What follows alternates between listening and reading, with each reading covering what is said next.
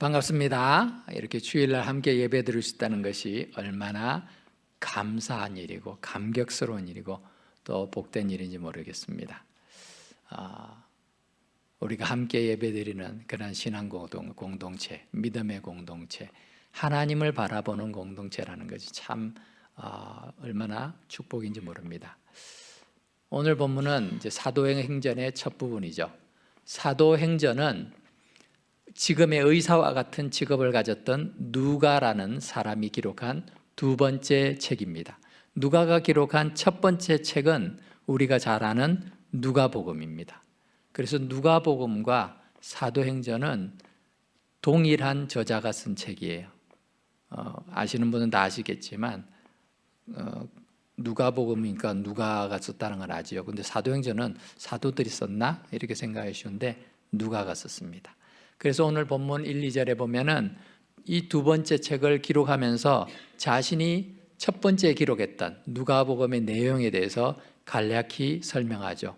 누가가 이 글을 기록을 해서 누구에게 헌정을 했는가 하면은 데오빌로라는 아주 높은 직분의 지위에 있던 그러한 사람에게 보내는 그러한 글이었습니다. 그래서 데오빌로여, 내가 먼저 쓴 글, 즉 누가복음에는 예수께서 행하시며 가르치기를 시작하신부터 그가 택하신 사도들에게 성령으로 명하시고 승천할 날까지의 일을 기록하였다라고 말하고 있죠. 실제로 우리가 누가복음을 읽어보면은 그렇게 내용들이 적혀 있습니다. 예수님을 믿는 사람들은 약속을 기다리는 사람이에요. 구원의 선물도 여러분들 우리가 예수님을 구주로 믿을 때 구원의 선물을 받았지만 그 구원의 선물이 궁극적으로는 완전한 천국에서의 영원한 행복 그리고 기쁨과 찬양의 삶을 살 것을 약속으로 받았습니다. 우리가 지금 우리가 하나님의 은혜를 누리는 것보다 더 완전한 그런 축복은 약속으로 주어진 것이죠. 아직 우리가 경험하지는 못한 거죠. 그 경험 속에 들어가는 날을 우리가 기다리며 삽니다. 왜? 약속이니까. 그래서 그 약속으로 인해서 어렵고 힘든 이 세상의 삶 속에서도 묵묵히 견디며 하나님의 은혜를 의지하여 살고 있는 것입니다. 여러분은 어떤 약속을 기다리며 살고 있습니까? 약속을 기다린다라는 건요, 쉬운 일이 아닙니다. 우리가 잘 아는 믿음의 조상 아브라함은 하나님의 약속을 믿고 자기가 살던 그 갈대아 우르 지방에서 가나안 땅까지 그렇게 왔던 인물입니다. 그런데 그가 그렇게 하나님의 약속을 믿고 갔지만 항상 약속을 그대로 믿은 건 아니죠. 너의 후손이 하늘의 별과 같이 땅의 바닷가의 모래알 같이 많아질 것이다 말했을 때 그것이 어떻게 가능할까? 자기 나이가 75세가 됐는데 어떻게 아무 일도 일어나지 않잖아요. 그래서 나중에 85세가 되었을 때 어떻게 합니까? 자기가 자기 아내 사라가 더 이상 아이를 낳을 수 없는 환경이라 아니까 그 여종인 하갈을 통해서 하나님이 자녀를 주시나 보다 그렇게 했지 않습니까? 근데 하나님 뭐라고 말씀하십니까? 사라를 통해서 난 자라야 너의 후손이다 라고 말씀하시죠. 결국 그 뒤에 15년이 더 지나서 100세가 되었을 때 아브라함은 이삭이라는 아들을 사라를 통해서 받습니다. 참 그러한 것을 보면은 인간적인 방법을 의지해서 하나님의 약속을 시도했던 아브라함의 연약한 모습도 보게 되죠. 이렇게 우리가 믿음의 사람이라고 하는 아브라함조차도 하나님의 약속을 온전하게 믿는 것이 참 어렵구나. 물론 그 많은 과정들을 거쳐가면서 더욱더 하나님 앞에 견고한 믿음으로 설 수 있게 되었지만 우리 모든 인생은 다 이렇게 연약하다는 것입니다. 우리는 어떤 약속을 기다려야 할까요? 그리고 어떻게 기다려야 할까요? 오늘 사도행전 첫 부분을 통해서 함께 깨닫는 시간이 되면 좋겠습니다. 먼저 첫 번째로 주님을 알아야 주님의 약속을 기다릴 수 있습니다. 여러분, 예수님이 여러분의 어떤 존재입니까? 어떤 분은 그래 성경에서 말하는 예수님 훌륭한 분이야, 훌륭한 선생님, 세계 4대 성인 중에 한 사람, 그렇게 알고 있다면 예수님의 약속을 우리가 기다릴 필요가 없어요. 그분의 인생은 그분의 인생이었고 나는 지금 살아가는데 2000년 전에 그 사람이 내게 무슨 약속을 해줄 수 있겠습니까? 우리가 어떤 사람과의 약속을 소중히 생각하고 기다리는 이유는 그 상대방에 대해서 내가 알기 때문이고 믿음이 있기 때문에 가능한 겁니다. 제자들은 예수님과 3년 이상을 동고동락하면서 예수님을 알아가는 시간을 가졌습니다. 그래도 다 몰랐어요. 예수님이 죽으실 때까지도 잘 몰랐어요. 부활하신다라고 아무리 말을 했어도 믿지 않았어요. 예수님에 대해서 잘 몰랐던 거예요. 결국 예수님이 죽으신 지 사흘 만에 다시 살아나셔서 그들 앞에 나타나셨을 때야 이전에 예수님께서 하셨던 그 메시아와 하나님의 나라에 대한 이 말씀들이 다 사실이구나라는 것을 알게 되죠. 3절에서는 이러한 증거를 가지고 하나님 나라의 일, 즉 천국 복음을 40일 동안 제자들에게 다시 가르쳐 주셨음을 우리에게 기록하고 있습니다. 우리 3절 같이 읽어보겠습니다. 그가 고난받으신 후에 또한 그들에게 확실한 많은 증거로 친히 살아계심을 나타내사 40일 동안 그들에게 보이시며 하나님 나라의 일을 말씀하시니라. 아멘. 예수님이 부활하신 다음에 똑같은 말씀을 전하는 거예요. 하나님 나라에 대해서. 근데 제자들이 받아들이는 그 마음가짐은 달랐던 거죠. 그전에는요, 이게 공허한 소리로 들렸을 거예요. 하나님 나라에서 아무리 대해서 천국 복음에 대해서 증거했지만 제자들은 그냥 이 땅의 일만 생각하고 있었던 거예요. 그런데 예수님이 부활하셨어요. 죽으셨는데 부활하셨어요. 그 부활하신 주님이 40일 동안 직접 함께 계시면서 하나님 나라의 말씀을 다시 전하고 계시는 거예요. 그때에서야 이들은 하나님 나라가 무엇인지를 다시금 깨닫게 되는 것입니다. 이렇게 예수님이 하신 말씀이 다 진짜구나, 사실인가 알게 되니까 예수님이 그들에게 하시는 약속의 말씀도 그들이 믿고 기다릴 수 있게 된 거예요. 제가 병원에 있으면서 가장 힘들었던 거는요, 수술이 제대로 된 건지 안 된 건지 확신이 안 든다는 거예요. 수술이 잘 됐으면은 제 생각에는 이쯤 되면 이렇게 회복되고 이렇게 돼야 될 것 같은데 안 되는 거예요.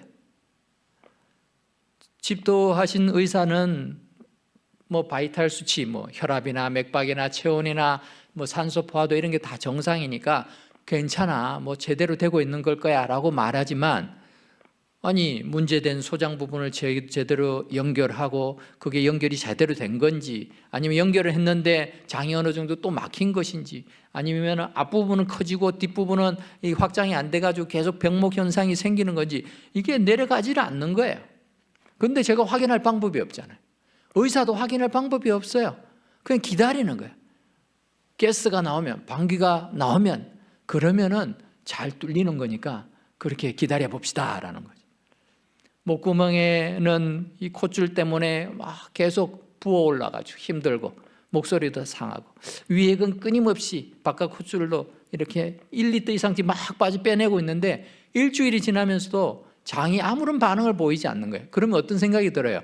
뭔가 문제가 있나? 왜 안 되지? 이쯤 되면은 돼야 되는 거 아닌가? 수술팀이 수술을 제대로 한 건지 이런 의문이 막 생기는 거예요. 가스가 나오면 그때 콧줄을 뽑을 수 있다, 의사가 그렇게 말했거든요. 그래서 열심히 막 이렇게 병동을 돌아다녔어요. 어떻게든 움직여야 장도 빨리 회복이 된다고 하니까. 그러다 드디어 그렇게 기다리던 가스가 나왔어요. 얼마나 반가운지요. 의사 선생님에게 말했어요. 가스가 나왔다고, 콧줄 빼달라고. 근데 의사가 다른 말을 하는 거예요. 아직 콧줄로 통해 가지고 이 위액이 너무 많이 나오고 있다. 장이 아직 준비가 안 된 거니까 콧줄 못 뺀다는 거예요. 아니, 의사 선생님이 분명히 가스 나오면 콧줄 빼준다고 했는데 안 된다는 거예요. 이 의사 내가 믿을 수가 없구나. 이 사람 약속해놓고 안 지키는구나. 속상하더라고요. 그날 하루 종일요, 제 마음이 얼마나 낙담된지 몰라요. 나는 지금 이 커줄 때 너무 괴로운데 안 빼준다는 거예요. 이처럼 누군가를 믿는다는 게요, 참 어렵고 힘든 일이에요. 우리가 누군가를 믿는다는 건요, 상대방에 대해서 오랜 시간의 교제와 함께하는 시간을 통해서 그 사람이 어떤 사람인지 알게 되었을 때 그 경험을 바탕으로 해서 이 사람 믿을 만한 사람이야. 그 사람이 믿을 만한 사람인데 그 사람이 내게 이런 약속을 했으니까 내가 그 약속을 믿는 거예요. 여러분, 믿지 못할 사람이 하는 약속은요, 우리가 믿지 않아요. 그렇지 않아요? 어떤 사람이 나중에 밥 한 끼 사줄게, 밥 안 먹자. 근데 그 사람 믿을 만한 사람이 아니면요, 기대도 안 합니다. 그죠? 그냥 지나가는 말 하는구나. 우리 그렇게 받아들이잖아요. 예수님은 여러분들에게 있어서 어떤 존재입니까? 여러분, 예수님을 얼마나 알고 믿고 계십니까? 예수님이 하나님의 아들이시고 나의 생명의 구원자 되심을 믿지 못하면 우리는 예수님의 약속 또한 믿을 수 없게 됩니다. 그래서 주님이 누구신지를 바로 알아야 주님의 약속을 믿게 될 줄 믿습니다. 주님을 더 깊이 알아가시는, 그래서 주님의 약속이 우리에게 기대가 되고 믿을 수 있고 기다릴 수 있는 그러한 저와 여러분 되시기를 바랍니다.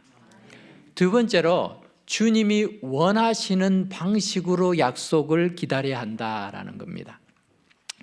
4절 말씀을 보니까 예수님이 사도들에게 예루살렘을 떠나지 말고 내게서 들은 바 아버지께서 약속하신 것을 기다리라 라고 말씀하고 있어요.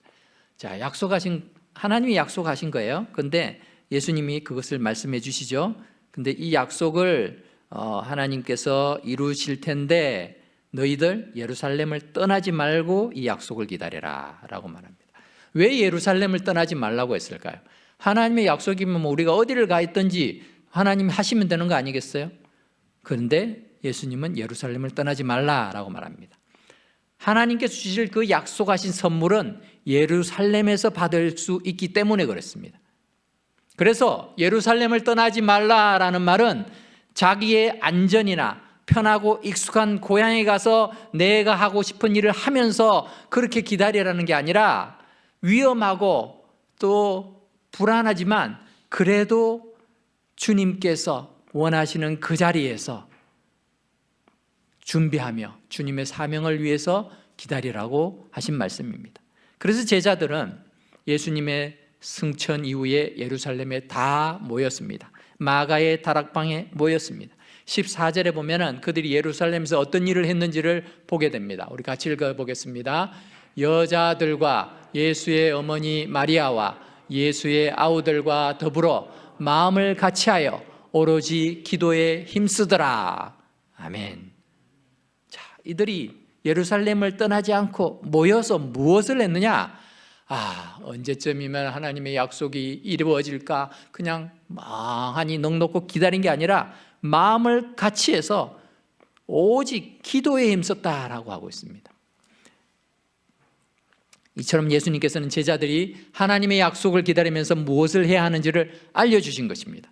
우리가 주님의 약속을 기다릴 때는 그냥 잊어버리고 내 할 일 하다가 문득 생각나면 하나님이 이 약속했었지, 이거 이루어졌나? 확인하는 게 아니라는 거예요.